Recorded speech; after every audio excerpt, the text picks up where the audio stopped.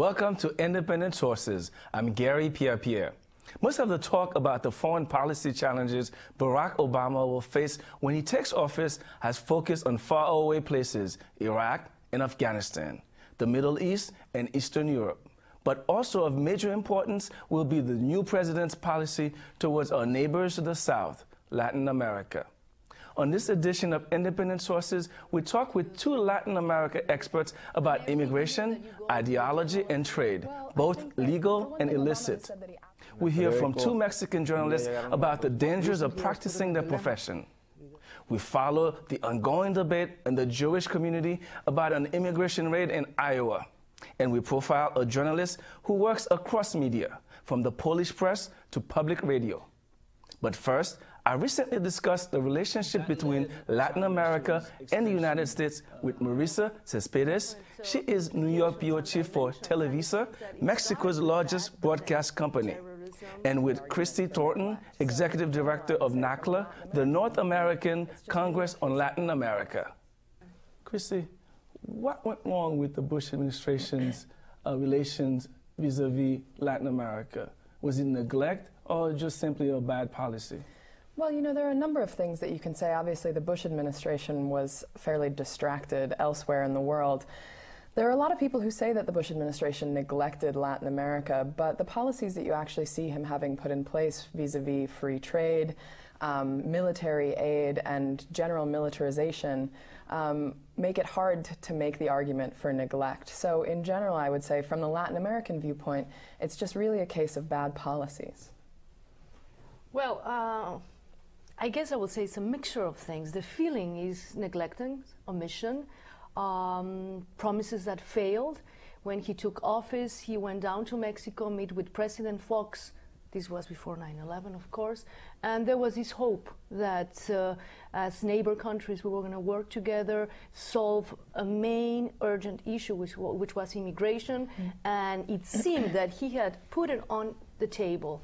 And then 9/11 came, and we felt that we were left behind, and not only Mexico, the whole continent. Do you think that was just 9/11 that sidetracked that administration's policy towards Latin America, or was it something short-sighted?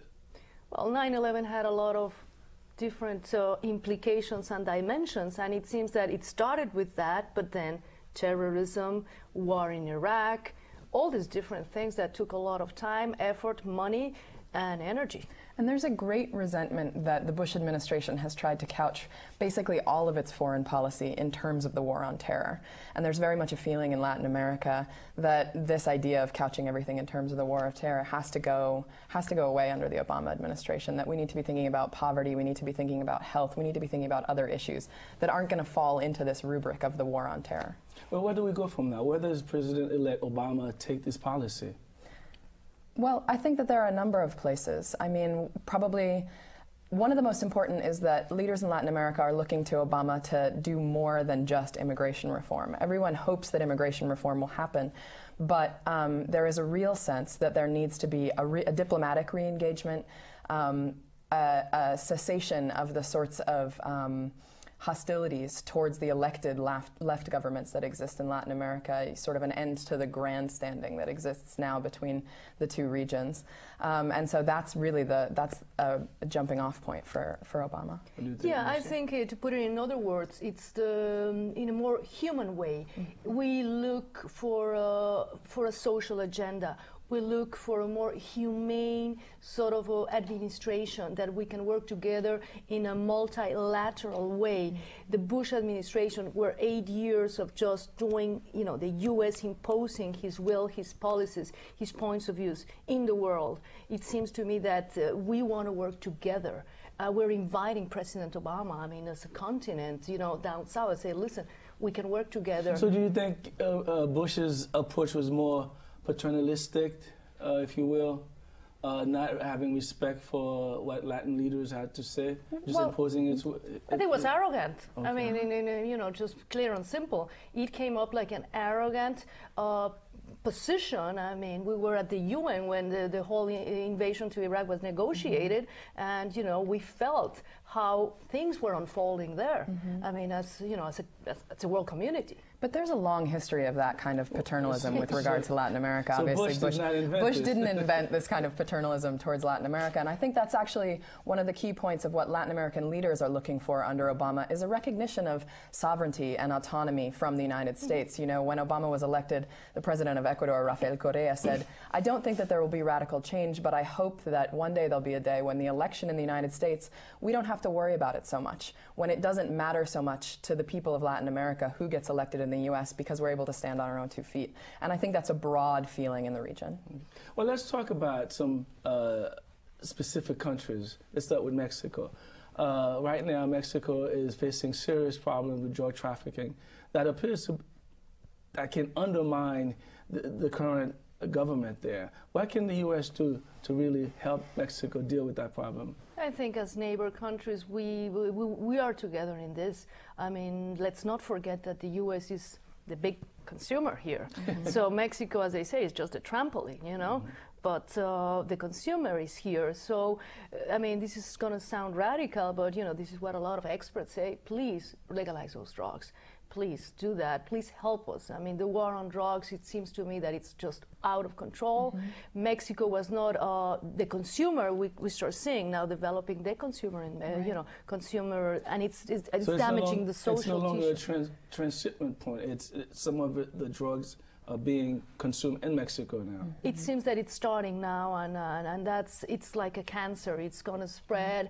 The thing is deteriorating, and we need help. Not only from the U.S., I think, from the UN, from any help that we can get. It's out of control. Probably one of the most important things that Obama can do is to radically rethink U.S. drug policy. We've seen the war on drugs, then later subsumed into the war on terror, fail again and again. You haven't seen consumption levels lowered. You haven't seen export levels lowered. It just hasn't worked. And so there is a real sense that now is the time to rethink that policy. And there's a lot of momentum in Washington and within foreign policy circles for that. So that would be a bold step for Obama to take, would be rethinking the drug war. Okay. Venezuela. Hugo Chavez and George Bush appear to have had a really personal dislike for each other. What would it be with Obama? Well, Chavez has made overtures already to Obama. You know, Hugo Chavez has a narrative himself about his African roots, and so he likes to tell the story about his African roots, and so he very much reached out to Obama, so he can sort of feel, brother to brother. Yeah, exactly. And so I think that Chavez very much wants to strike a new relationship with the United States. Obviously, the economic relationship is huge, and so the sort of grandstanding that's happened on both sides doesn't benefit anyone. No, and I think it's just a delicate situation too, because how would Obama, you know, just suddenly open up this relationship? You know, how he's going to deal with Washington, where the policy sort of became so rigid towards Venezuela. But you know, I believe I have hope that maybe there's going to be an inroad for both presidents to find a way there, because the Venezuelans it's a good people and they have resources and they can work together. I mean, a key thing is dropping the language of Venezuela being a rogue state, and that was what was used in the campaign all the time, that Venezuela is a rogue state, as though it's not a fully functioning democracy. And so I think that the United States has to recognize that it has to stop picking and choosing which democracies it wants to recognize, that democracy is democracy, and the people have made these choices. And since Roosevelt, since 1904, we've said that you make your choices. If we don't like them, we're going to intervene. And I think it's time to say we have to recognize these democracies and their sovereignty no matter what. One of the problems that I think Chavez had with the United States and the Bush administration was that it supported a failed coup against him a couple of years ago. Absolutely. And that led Chavez to his expansion fancies throughout the region. And with the price of oil declining and cash reserve slowing down in Venezuela, is this an opportunity, a moment for the United States perhaps to come back and once again help economically in the region? I think it is a moment for there to be economic help. I think the thing that we have to avoid is the sort of either or, the zero sum that says Chavez's power is declining, so the U.S. needs to come back in. And that's the way the Bush administration has really seen it and been talking about it recently. And what we really need is a recognition that these countries function on their own, that they make their own decisions. And that's what more and more leaders are saying. The leaders on the left who ally themselves with Chavez, who are, you know, from very moderate to very leftist. I think that it's time to recognize that it's not an either or. It's not Chavez dominating dominating them or the US dominating them, but that these countries are making their own decisions and pursuing their own paths. Yeah, it's not black and white. I think there is an inroad in every country, especially in Latin America. There is a way to relate to the United States. There is a way. And the idea of addressing poverty and addressing the material conditions of people's lives is something that people in Latin America really want to see. They want an end to the sort of military aid and those sorts of things that they've seen. Speaking of an end, recently leaders from the Caribbean countries, CARICOM, urged the Obama administration to end the embargo against Cuba. A smart move? Absolutely a smart move. I mean, there are people across the political spectrum who agree that the United States' continued embargo against Cuba and continued blacklisting of Cuba is what has kept the Castro regime in power for the last 50 years. Whether you agree with that or not, there's a lot of momentum that says the embargo is what keeps Cuba the way that it is from both sides of the spectrum, and so ending the embargo is absolutely necessary. Yeah, embargo is useless. And every year that you go to the General Assembly and you see the voting, I mean, it's ridiculous. It's just outdated. It's just outdated. I mean, it just goes nowhere. It seems to me that that's the end of, it has to be that end of an era to make a transition. Let's move quickly to Colombia. This is a place where Bush and Obama seem to share similar views. What do you think? Well, I think that, for one thing, Obama has said that he absolutely supports Plan Colombia and that he supports its expansion. And then in addition, with the Merida initiative, which is being called Plan Mexico, which is a very similar sort of military aid program. So it's clear that Obama continues to support those sorts of policies, even while he's saying that he wants there to be labor provisions and environmental provisions in the Free Trade Act.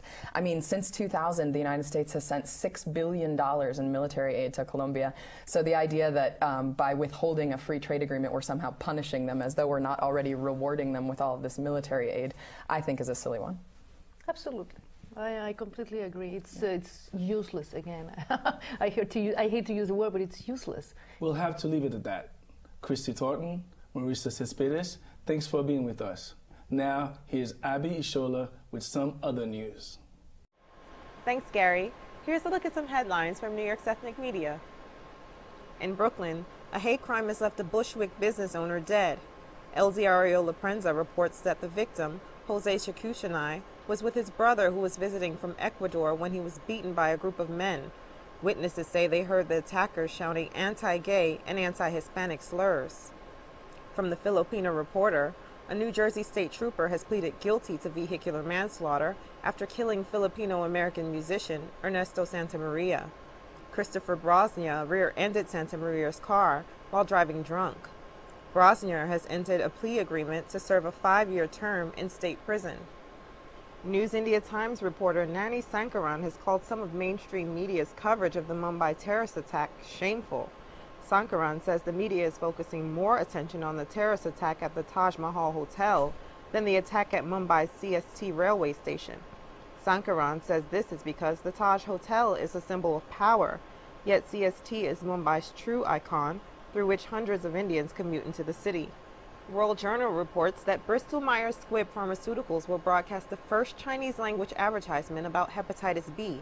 The company is targeting the Chinese community since they have a higher risk of contracting the disease than other groups. And finally, in Massachusetts, the city threatened to put a lien on the home of a blind and elderly woman because she owed 1 cent on her utility bill. That from the Irish Echo. And those are just a few headlines from New York's ethnic media. Back to you, Gary. Thanks, Abby.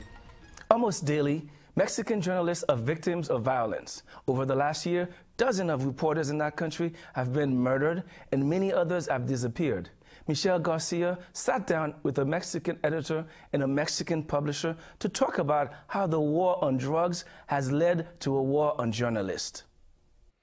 I'm Alejandro Junco. I'm a journalist. We were joined by 2 journalists. Alejandro Junco de la Vega is the publisher of Grupo Reforma newspapers, based in Mexico City in central Mexico, and Ramón Cantú, editor-in-chief of El Mañana, a newspaper in Nuevo Laredo on the border right across from Laredo, Texas.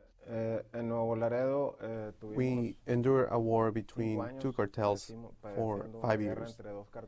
Emotionally, it damaged us. There was a lot of fear. Two men living the violence closely.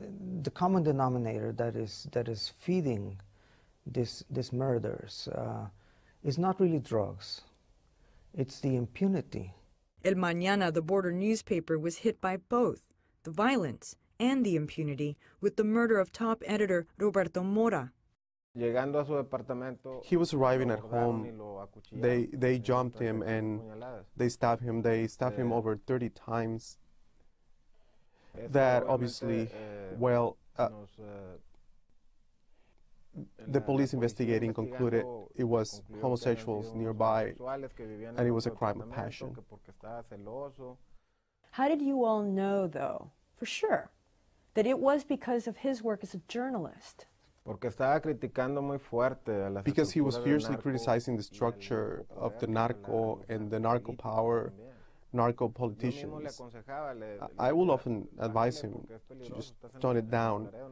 I told him that the criminal groups are very aggressive here. They either convince you, or they buy you, or they kill you. The drug wars have left a trail of corpses. 5,300 people killed this year. Some 24 journalists assassinated. As Mexico, with U.S. aid, has cracked down on the drug cartels.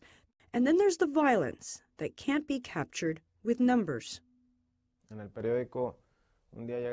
One day, two individuals armed with machine guns arrived and they got into the newsroom. And they started shooting, mortally wounding one reporter who is paralyzed for life, Jaime Orozco Tay. And they launched a grenade. Fortunately, didn't wound anyone. The conditions for Mexican journalists has become so grim that the Committee to Protect Journalists ranks Mexico as 5th in the world for impunity, meaning killers will likely get away with their crimes. These men know that press freedom comes at a cost. Recently, I was put in a dilemma. Either we compromise our editorial integrity, or, I moved my family to a safe haven in the U.S. And I had to face this dilemma, and I chose to protect them. At times, it's painful. Now, I can tell you that there are some battles that if you win, you win. But if you lose, you win. Because the mere fact that you are there to wage it upholds a certain principle. Cantú says El Mañana has scaled back its coverage of the drug trade out of self-preservation. We got the message. I don't want to risk the journalist anymore for a war that is worldwide. What can I do with a newspaper? Exposing my employees and their families for a lost war?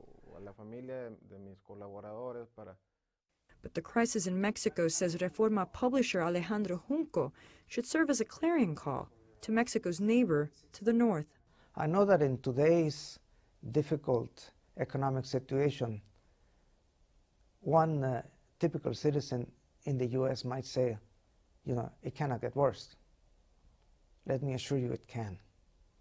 It can get worse when children, 5-year-old children, paint scenes, not of puppies and clouds, but executions. For Independent Sources, I'm Michelle Garcia. We'll be right back.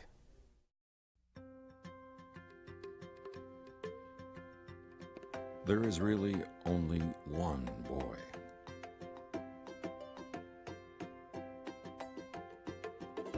One girl.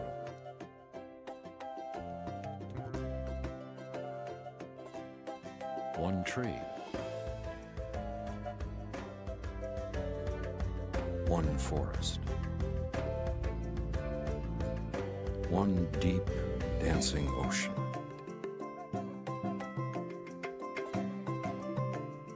One mountain calling. One handful of sand through our fingers. one endless sky overhead, and one simple way to care for it all. Please visit earthshare.org and learn how the world's leading environmental groups are working together under one name, EarthShare, one environment, one simple way to care for it.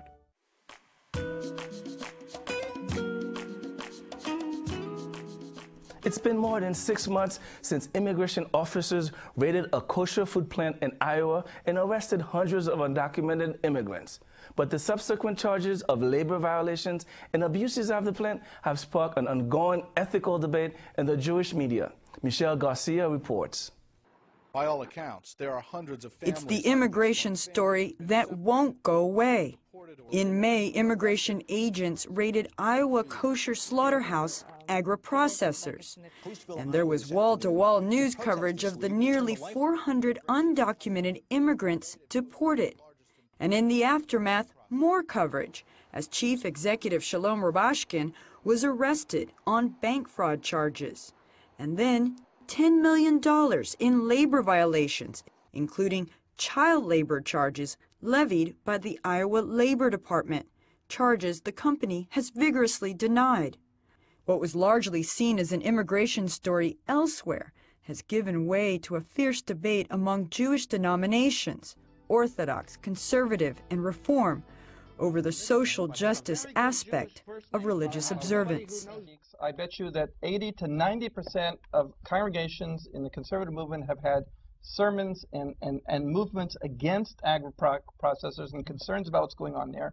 I wonder if there's been that same sense of level of concern being raised. In the Orthodox community, yes, there has. Nathaniel Popper at the Jewish Forward first broke the story about suspected labor abuses at the plant in 2006. And the question that I was trying to answer is this place any different, this kosher slaughterhouse, the largest kosher slaughterhouse in the world, is it any different than any other slaughterhouse in America in terms of how they treat their workers, in terms of the safety issues, health issues? And what I determined from talking to people is, yes, it is different. When you look at, concrete measures in which you can compare it to other places, it's worse. Popper's article provoked criticism within the Jewish-serving media. The Jewish press labeled the Forward's article hatchet job reporting and accusing the paper, with its left-leaning politics, of orthodox bashing editorializing. Some newspapers wrote that the company was convicted in the press, in part because of age-old bias against Orthodox Judaism.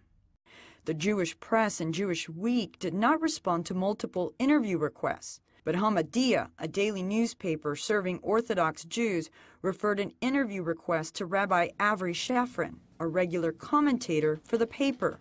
I found, at least, that there's an imbalance of how the Orthodox are treated.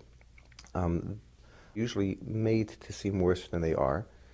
Anything that smacks of a scandal or anything negative is given the strongest play. But Popper says the Jewish press has a responsibility to report the stories others might not risk. The Forward has, I think historically, and continues now to see itself as a paper that's also going to take on the difficult issues in the Jewish community that nobody else is going to write about because they're afraid of being accused of anti-Semitism. Welcome back to Beyond the Pale.